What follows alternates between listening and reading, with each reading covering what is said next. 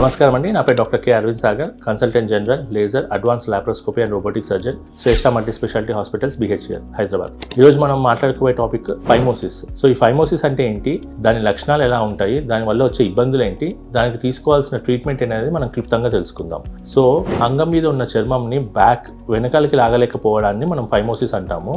ఇది మామూలుగా రెండు రకాలుగా ఉంటుంది, infantile phimosis and adult phimosis అని. ఇన్ఫాంటైల్ అంటే పుట్టిన పిల్లల్లో చాలా మందిలో ఈ ప్రాబ్లం ఉంటుంది. ఇది వాళ్ళు పెరిగే కొద్దీ చాలా వరకు ఇది సాల్వ్ అయిపోతుంది. ఒక 90 to 95% ఎటువంటి మన ఇంటర్ఫియరెన్స్ లేకుండానే చాలా వరకు ఇది సార్ట్ అవుట్ అయిపోతుంది. బట్ కొంతమంది పిల్లల్లో మూత్రం పోసినప్పుడు ఒక బెలూన్లా ఉబ్బడము, అక్కడ ఎర్రగా అవ్వడము, ఇన్ఫెక్షన్ రావడము, అలాంటి సిచ్యువేషన్స్ లో మనం ఇంటర్ఫియర్ అయ్యి దానికి సర్జరీ చేయాల్సిన అవసరం ఉంటుంది. సో ఈ ఫైమోసిస్ అనేది పెద్దవాళ్ళల్లో ఉంటే కంపల్సరీగా దానికి మనం ట్రీట్మెంట్ అనేది తీసుకోవాల్సి వస్తుంది. సో పెద్దవాళ్ళల్లో ఈ ఫైమోసిస్ ఇన్ఫెక్షన్స్ రావడం వల్ల కానీ, సెక్షువల్లీ ట్రాన్స్మిటెడ్ డిసీజెస్ వల్ల కానీ, లేకుంటే అంగంని సరిగ్గా ప్రాపర్గా క్లీన్ చేసుకోకపోవడం వల్ల ఈ ఫైమోసిస్ అనేది మనం చూస్తూ ఉంటాము.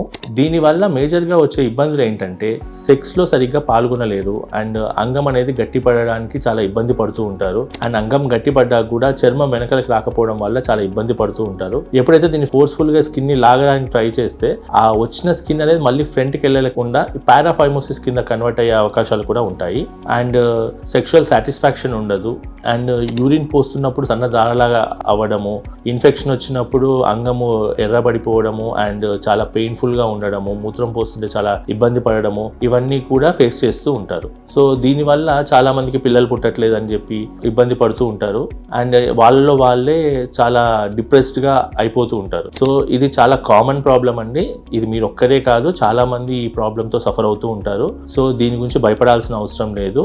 మన శ్రేష్ఠ హాస్పిటల్లో అడ్వాన్స్ స్టేప్లర్ సర్జరీ ద్వారా కేవలం కొన్ని గంటల్లోనే మీకు ఈ సర్జరీ చేయించేసుకొని మీ రొటీన్ లైఫ్లోకి వెళ్ళిపోవచ్చు. మీరు హాస్పిటల్లో అడ్మిషన్ అవ్వాల్సిన అవసరం కూడా లేదు. Thank you. మా అడ్రస్ శ్రేష్ఠ మల్టీ స్పెషాలిటీ హాస్పిటల్స్, బిసైడ్ పిస్తా హౌస్, అశోక్ నగర్, ఆర్సీపురం, హైదరాబాద్.